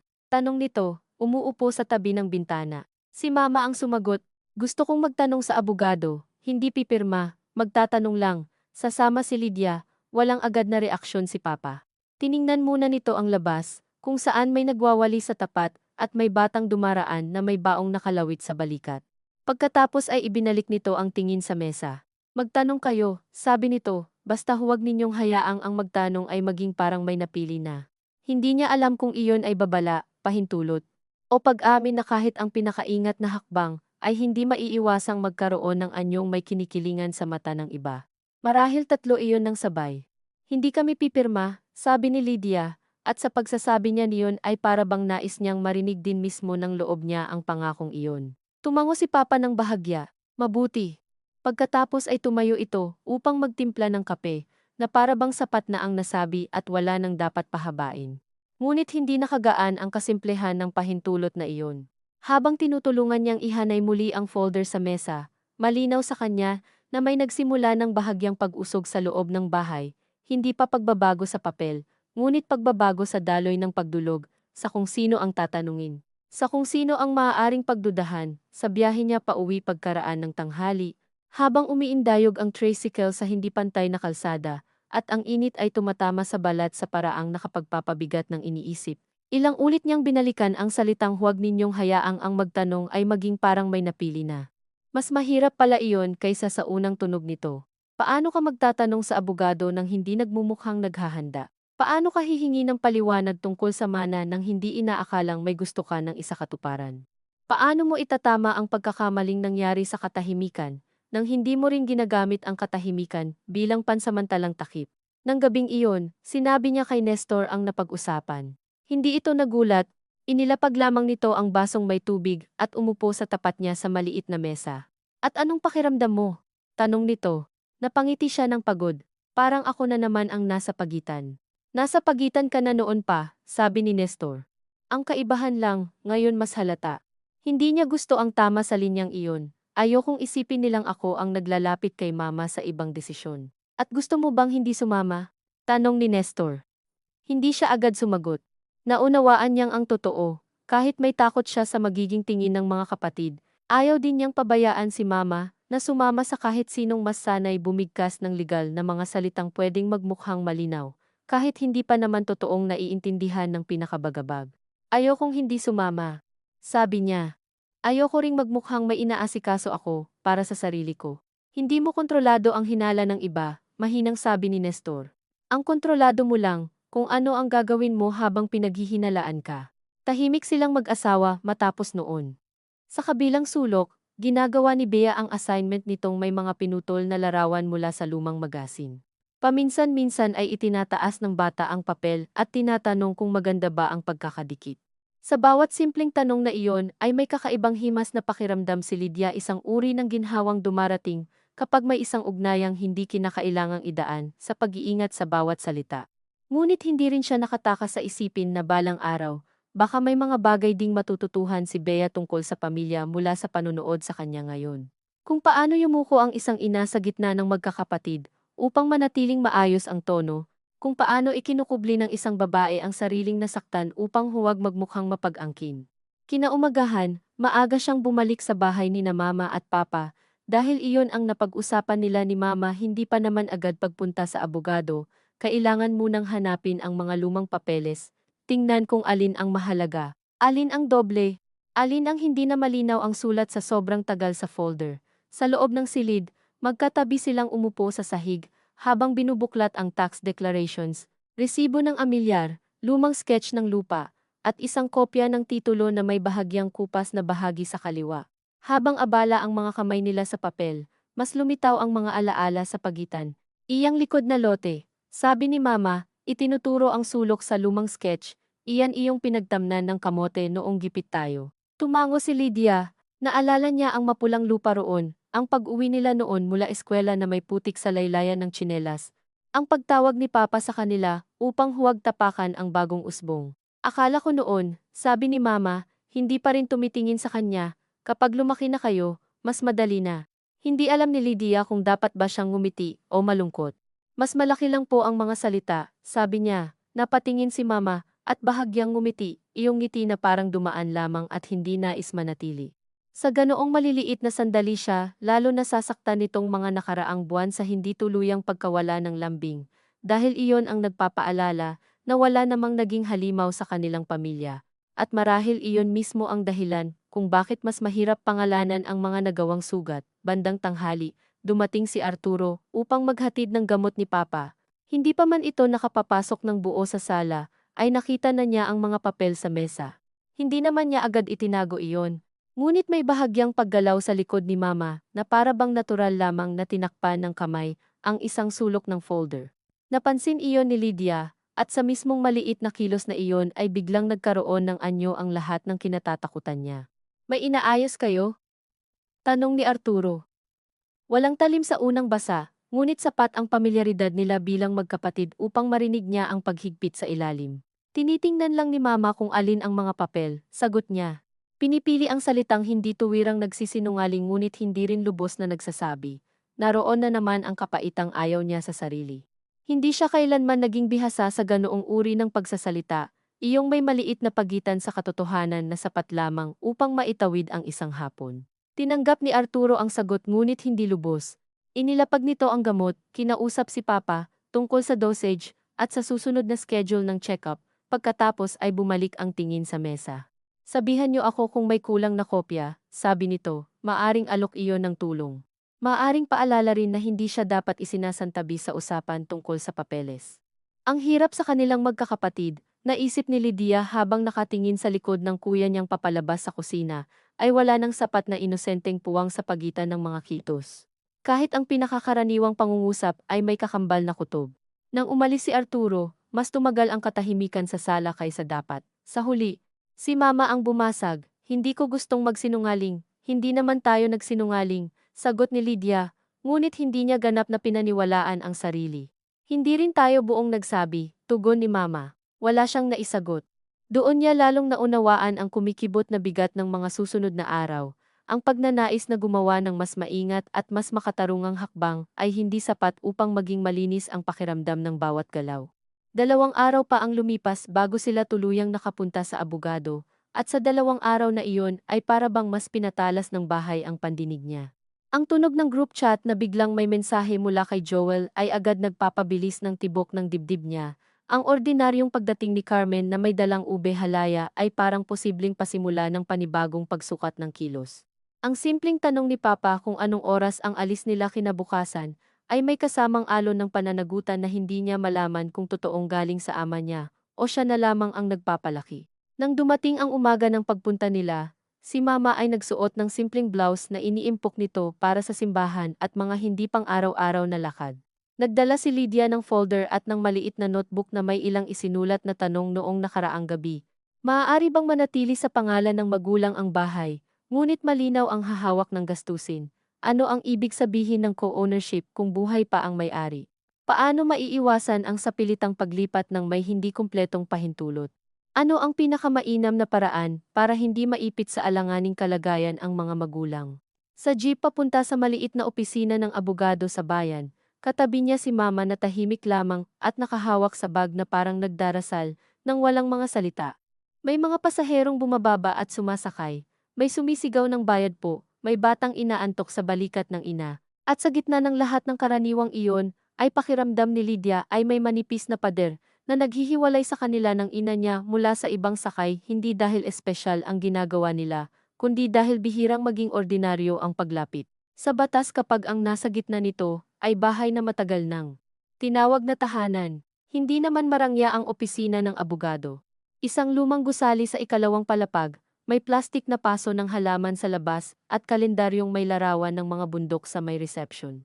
Ang abogado, si Ati Villanueva, ay babae ring nasa huling bahagi na marahil ng 50, may malinis na boses at hindi nagmamadaling magsalita. Hindi siya bagong tauhan sa buhay ng mga tao roon. Ramdam iyon sa paraan ng pag-upo niya, sa kung paanong hindi agad dinampot ang folder, at sa halip ay pinatapos muna si Mama sa paglalatag ng dahilan kung bakit sila naroon. Hindi nila binanggit ang lahat ng pangalan sa unang minuto. Sinabi lamang ni Mama na may bahay at lupa silang mag-asawa, may mga anak, may mga mungkahing lumitaw, at nais muna niyang maintindihan ang pwede at hindi pwede. Habang nagsasalita ang ina niya, napansin ni Lydia na mas maayos pala ang tono nito kapag wala sa harap ng sariling mga anak. Hindi dahil mas totoo o mas hindi totoo, kundi dahil may kakaibang laya kapag hindi mo kailangang sabayan ang mga luma ng papel na hinubog sa loob ng pamilya. Ipinaliwanag ng abogado na walang sinuman sa mga anak ang maaaring basta magpasya nang wala ang malinaw na pagsang-ayon ng mga magulang kung ang ari-arian ay nasa pangalan pa nila. Ipinaliwanag din nito na maraming paraan upang magtakda ng kaayusan nang hindi kailangang agad ilipat ang bahay, at na ang pinakamahalaga ay nauunawaan mismo ni na Mama at Papa ang anumang pipirmahan nila, hindi lamang dahil sinabi ng isa sa mga anak na iyon ang pinakamadali. Walang bago sa ilang bahagi ng narinig ni Lydia, marami roon ay parang legal na anyo lamang ng mga bagay na intuitively alam na niya, ngunit may kakaibang lakas kapag narinig mo ang limitasyon ng iba sa boses ng taong walang kasaysayang kailangang alagaan sa loob ng pamilya ninyo. At kung sakaling gusto ninyong magkaroon ng malinaw na kasunduan sa future administration, sabi ng abogado, dapat kasama sa pag-uusap ang lahat ng may posibleng interes, para hindi rin kayo maipit sa paratang ng undue pressure o exclusion. Hindi niya namalayang huminga siya ng mas malalim nang marinig ang huling dalawang salita, exclusion. Sa wakas ay may salita ring hindi gawa sa tampo lamang, ngunit kasabay ng ginhawang iyon ay may ibang kirot. Gaano katagal siyang umasa sa pag-uugali at pakiramdam bago narinig na posible palang tawagin sa mas malinaw na pangalan ang ginawa sa kanya. Nang lumabas sila ng opisina, hawak ni Mama ang listahan ng ilang opsyon at ang payo na huwag magmadali. Hindi sila agad nagsalita. Bumili muna sila ng tubig sa tindahan sa ibaba at umupo sandali sa waiting shed bago sumakay pa uwi. Mainit ang bakal ng upuan sa hita. Sa harap nila ay may dumaraang bus at mga estudyanteng nagkukumpulan sa tapat ng photocopy shop. Magaan ba ang pakiramdam mo? Tanong ni Lydia nang hindi tumitingin. Mas malinaw, sagot ni Mama, pero hindi mas magaan. Tumango siya. Iyon din marahil ang pinakatapat na paglalarawan sa nangyari. Hindi ka laging gumagaan kapag nagiging malinaw ang isang bagay. Minsan mas humihigpit lamang ang hawak ng katotohanan sa mga bahagi mong dati ay pwede pang magkunwaring nagkakamali lang ang kutob. Pagdating nila sa bahay, nadatnan nila si Joel sa sala, kasama si Papa. Hindi inaasahan ni Lydia ang pagdating nito roon sa oras na iyon, at sa mismong di pagkakahandang iyon ay agad niyang naramdaman ang biglang pagsikip ng paligid. Tumingin si Joel sa folder sa kamay niya, pagkatapos kay Mama, at doon pa lamang ay alam na niyang may mababago na naman sa timpla ng hapon. Saan kayo galing? Tanong nito. Hindi niya alam kung ano ang pinakamahusay na tono para sa sagot. Anumang lambot ay maaaring magmukhang pagtatago, anumang tigas ay maaaring magmukhang pag-amin ng kasalanan. Si Mama ang sumagot, nagpaalam naman ako sa papa mo. Nagpunta kami sa abogado, nagtanong lang. Hindi agad nagsalita si Joel.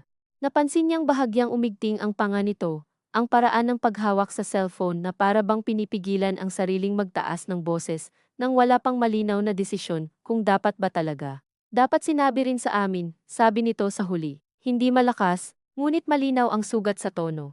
At doon, sa isang maikli at halos simpleng pangungusap, dumating sa harap ni Lydia ang pinakaayaw niyang kabalintunaan.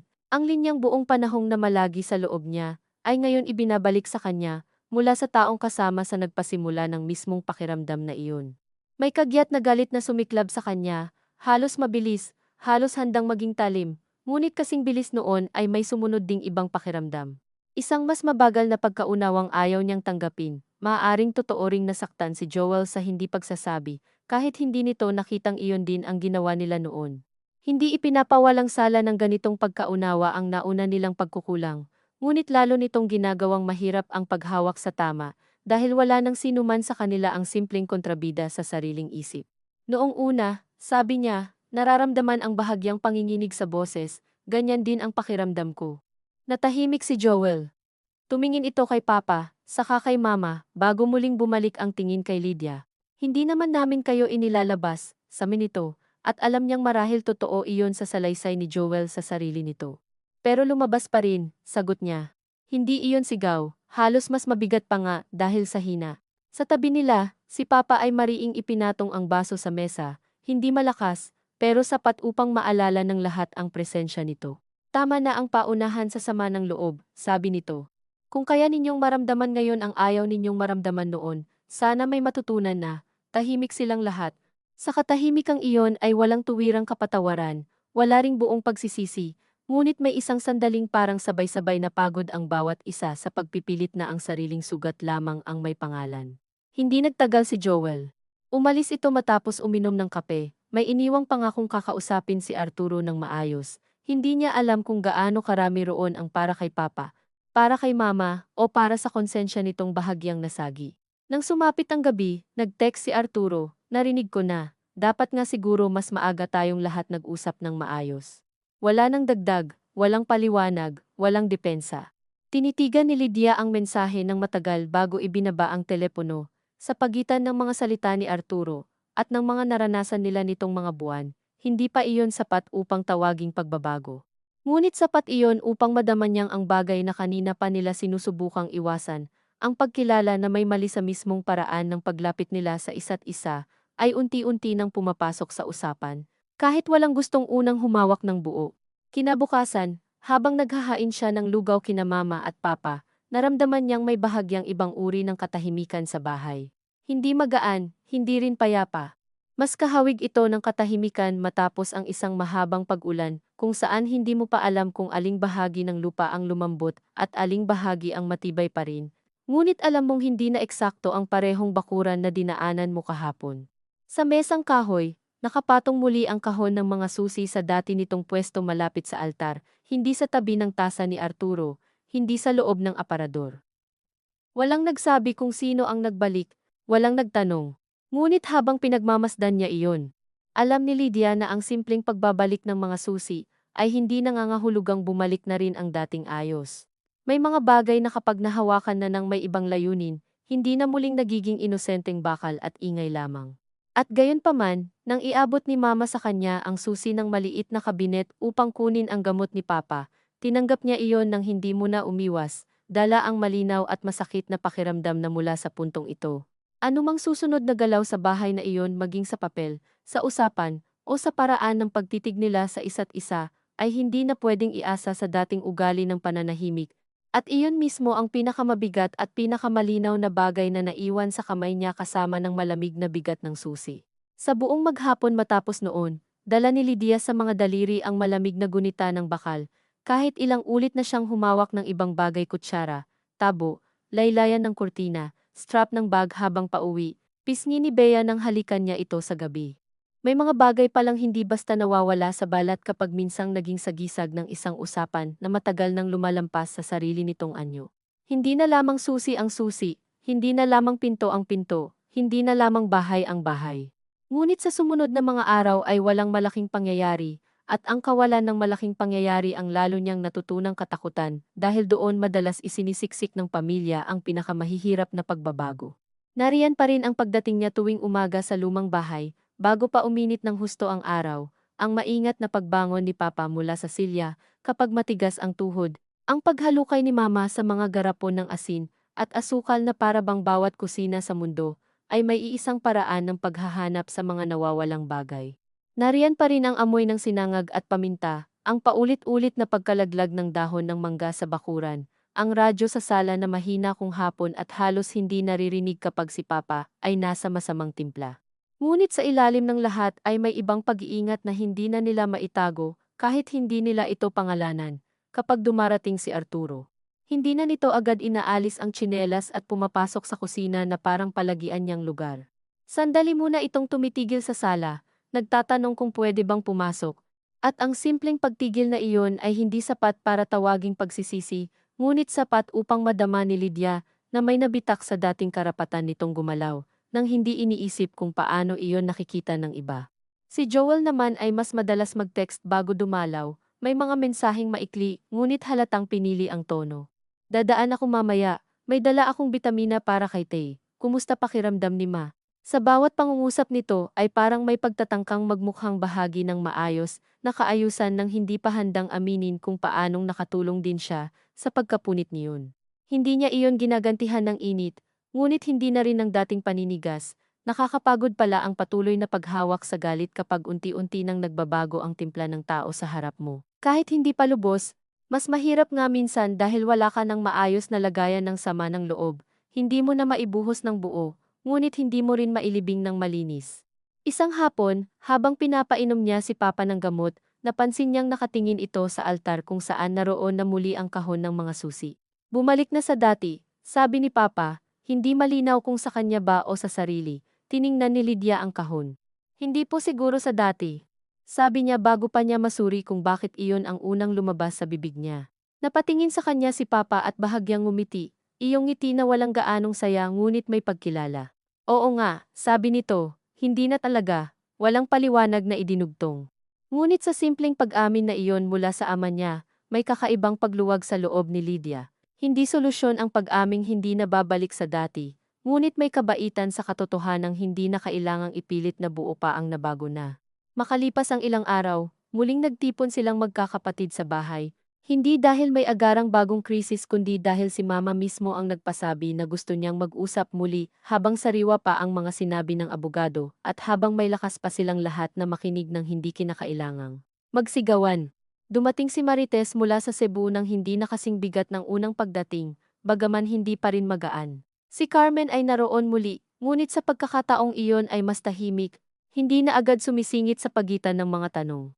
Hindi alam ni Lydia kung dahil ba iyon sa bilin ni Arturo, sa sariling pakiramdam nitong umatras muna, o dahil may sapat na ang lawak ng pinsalang nakuha nito sa loob ng bahay upang maramdaman din ang limitasyon.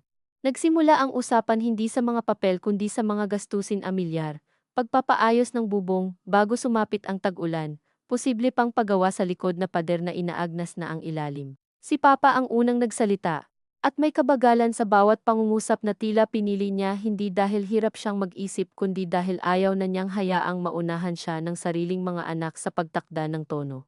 Habang buhay pa kami ng nanay niyo, sabi nito, ayokong may mag-isip na may kanya-kanya ng bahagi sa bahay na para bang nakaguhit na sa sahig.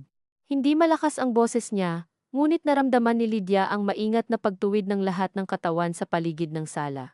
Pero ayoko ring ako lang ang magdesisyon sa bawat bayad at problema kung kayong lahat ay may kinalaman din naman sa magiging bunga nito balang araw.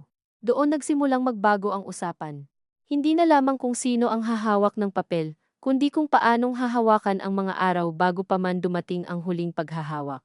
Nagmungkahi si Marites na gumawa sila ng malinaw na talaan ng gastos at ambag, hindi bilang sukatan ng magiging mana, kundi bilang paraan para mawala ang nakatagong resentments na palaging nakasabit sa bawat pagbubukas ng usapan. Si Joel, na marahil ay naunahan na ng hiya bago pa man ito magsalita, ang unang tumango at nagsabing pwede siyang magbigay buwan-buwan para sa maintenance, kahit hindi siya madalas naroroon.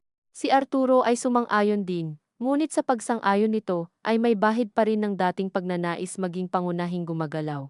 Malinaw iyon sa paraan ng pag-aalok nitong siya, na ang magtatala at mag-aasikaso ng resibo. Bago pa makasagot ang iba, narinig ni Lydia ang sarili na nagsasabing, mas mabuti siguro kung paikutin, para walang isang taong laging may hawak ng lahat. Pagkatapos niyang sabihin iyon ay may mabilis na kaba siyang naramdaman. Hindi dahil mali ang mungkahi, kundi dahil naroon pa rin ang takot na bawat panukala niya ay babasahin ng iba bilang pagtatanggol sa sariling interes. Ngunit si Arturo, matapos ang maikling katahimikan, ay tumango lamang. Puwede, sabi nito, mas mabuti rin siguro, hindi iyon malaking pangyayari sa panlabas na mata. Isang mungkahi lamang, isang pagsang-ayon lamang. Ngunit sa loob ni Lydia ay parang may maliit na bahagi ng matagal nang nakapulupot na lubid ang lumuwag. Hindi dahil nanalo siya, kundi dahil unang beses sa matagal na panahon na may sinabi siya tungkol sa bahay na iyon, at hindi iyon agad sinalubong ng pagbalikwas, paglihis, o mapagkalingang pagtutol na may patagong pagtabi sa kanya. Sa gitna ng usapan, inilabas din ni Mama ang pinakamahalagang malinaw na desisyon nito. Ang bahay mismo ay mananatili sa pangalan nila ni Papa hanggat nabubuhay sila, at walang pipirmahang transfer doon. Tungkol sa likod na lote, bukas siyang pag-usapan ang mas maayos na legal arrangement balang araw, ngunit hindi bago nila maunawaan ang kabuuan, at hindi nang may isa o dalawang anak lamang ang nakakaalam ng galaw. Walang nagtalo roon ng malakas. May mga bahagyang paghigpit ng mukha, oo, may mga sulyap si Carmen kay Arturo, may isang buntong hininga si Joel na parang gusto pa sana nitong maghanap ng mas praktikal na daan. Ngunit walang tumutol ng tuwiran. Habang nakikinig si Lydia sa ina niya, hindi niya magawang makaramdam ng purong ginhawa, sa halip ay may humalong awa, ang desisyong iyon, na sa panlabas ay parang payak na paghawak sa karapatan. Ay nakita niyang mabigat din para kay Mama, hindi iyon simpleng pagiging matatag, kundi pagpili na tanggapin ang posibilidad na may isang anak o higit pa na sasama ang loob sa kanya ng tahimik sa mga darating na taon. Ganoon yata talaga ang ilan sa mga pasya sa pagtanda, hindi mo na sinusukat kung paano magiging masaya ang lahat, kundi kung anong sakit ang kaya mong bitbitin nang hindi tuluyang nababali ang loob mo. Pagkatapos ng mahabang usapan, wala pa ring perpektong ayos. May mga kailangang kopyahin pa, may mga kailangang itanong ulit sa abogado, may mga buwan ng ambag na hindi pa nasisimulan at maaaring hindi rin agad maging pantay sa unang mga buwan. Ngunit may naibang bagay sa paraan ng pag-uwi ng bawat isa. Hindi sila umalis na parang may nanalo at may natalo. Mas kahawig iyon ng pag-alis mula sa isang lamay ng lumang pag-aakala iyong paniwalang pwede pa nilang itulak ng tahimik ang mga bagay nang hindi mababago ang mismong tingin nila sa isa't isa. Nang gabing iyon, dumating si Arturo sa kusina habang nagbabalot si Lydia ng ulam na iuuwi niya kina Nestor at Bea. May sasabihin ako, sabi nito, hindi siya agad tumingin. Hindi dahil gusto niya itong pahirapan, kundi dahil sa kanilang dalawa, mas madaling pakinggan minsan ang kuya niya kapag hindi niya kailangang bantayan agad ang mukha nito para sa mga senyas ng pag-uurong.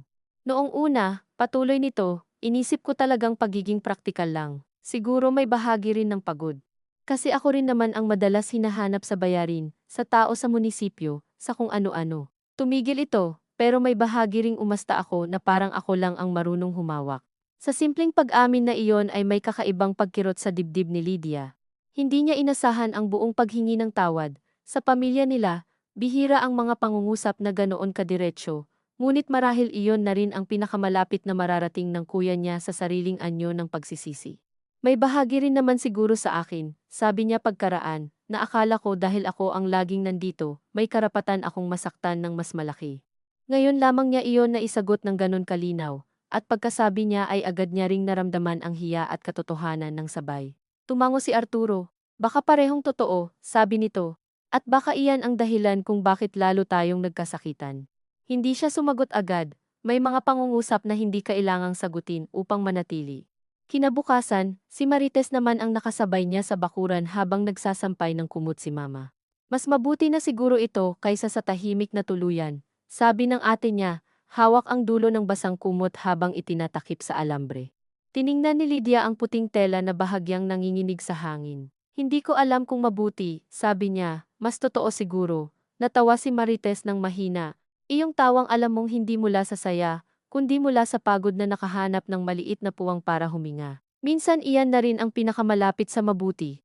Pagkalipas ng ilang linggo, unti-unting nagkaroon ng anyo ang mga bagong kasunduan. Hindi perpekto ang pag-ikot ng responsibilidad. May mga buwan na si Joel ay huli sa padala. May mga pagkakataong si Arturo pa rin ang kailangang tumakbo sa City Hall dahil siya ang pinakamalapit at pinakakilala ng mga tao roon. Si Marites ay hindi laging makadalo sa tawag, at si Carmen, kahit mas bihira ng sumingit sa usapan, ay hindi naman biglang naging magaan ang loob sa pag-atras ng impluwensiya nila sa desisyon. Ngunit may talaan na ngayon sa maliit na kuwaderno ni Mama, at hindi na lamang sa memorya ng kung sino ang mas mapagbigay o mas absent. May group chat pa rin, ngunit iba na ang himig, mas maraming direktang tanong, mas kaunting pasimpleng pahayag, mas kaunting paggamit sa salitang praktikal na parang banal na dahilan.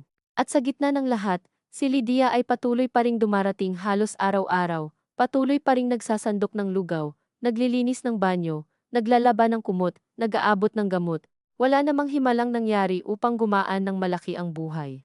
Ngunit may unti-unting pagliit ng pait sa loob niya, dahil ang mga gawain niyang iyon ay hindi nakasabay ng parehong matinding pakiramdam na ginagawa siyang bahagi ng bahay, ngunit hindi bahagi ng pasya. Isang hapon, habang inaayos niya ang loob ng cabinet kung saan nakalagay ang mga folder, dumating si Bea mula sa eskwela na may dalang maliit na proyekto at nagpilit sumama sa bahay ng lolo at lola. Habang umiikot ang bata sa sala, huminto ito sa harap ng lumang litrato nilang magkakapatid na nakasabit malapit sa altar. Mama, sino ka rito? Tanong nito. Lumapit si Lydia at itinuro ang maliit na batang babaeng nakatayo sa gilid, bahagyang nakausli ang paa na parang handang umatras kung kinakailangan. Iyan ako. Tinitigan iyon ni Bea at pagkatapos ay nagsabing, parang tahimik ka. Napangiti siya, hindi dahil tama o mali ang obserbasyon ng anak, kundi dahil may ganoong mga simpleng pangungusap na nakalalampas sa lahat ng depensa. Tahimik siguro, sabi niya. Pero hindi ibig sabihin wala kang iniisip, ano? Tanong muli ng bata, saka tumakbo papunta kay Papa upang ipakita ang iginuhit nitong poster.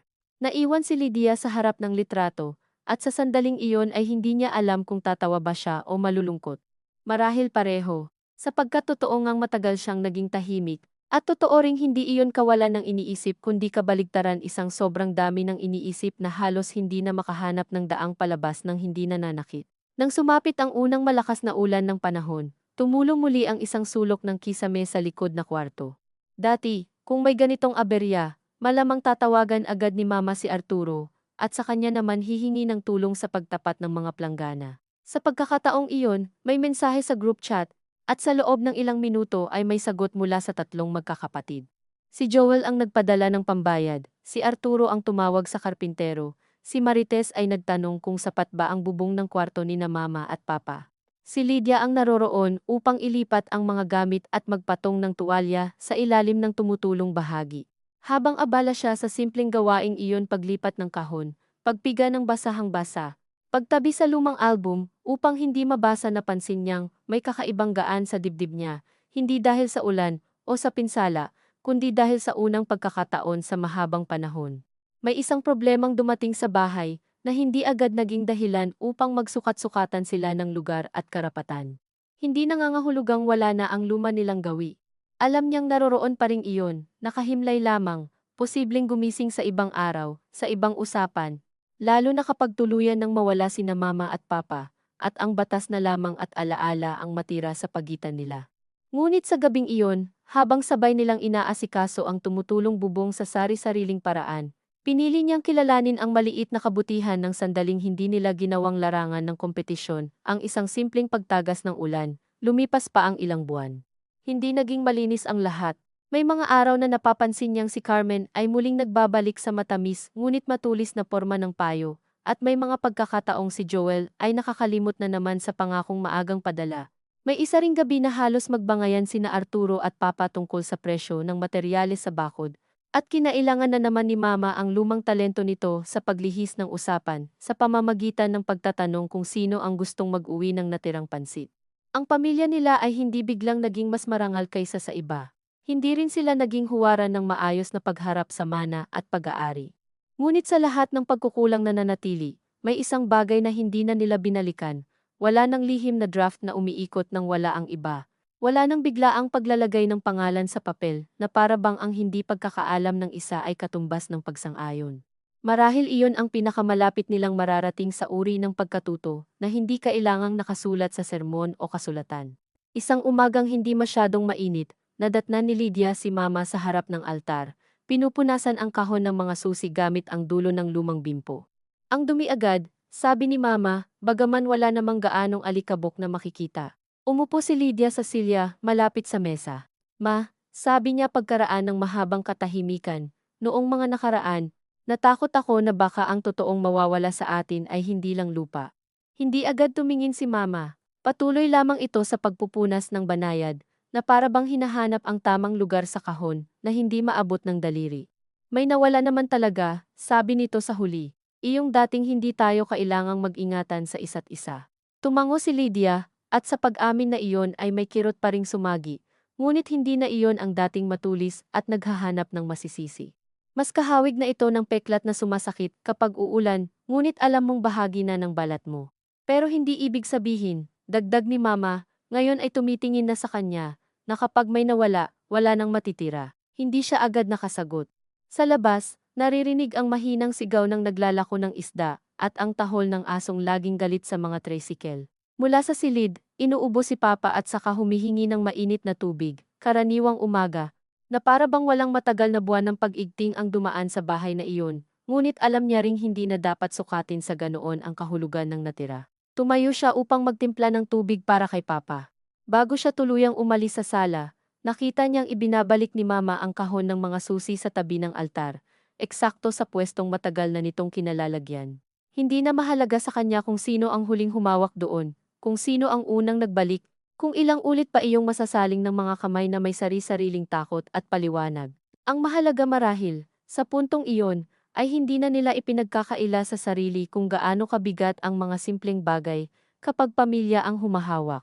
Sa kusina, habang kumukulo ang tubig sa takure at bumubuo ng manipis na usok malapit sa bintana, naramdaman ni Lydia ang dating tanong na matagal nang bumabagabag sa kanya, kung gaano kalaki rito ang tungkol sa bahay, at gaano kalaki ang tungkol sa pagtrato, na hindi naman tuluyang nasagot.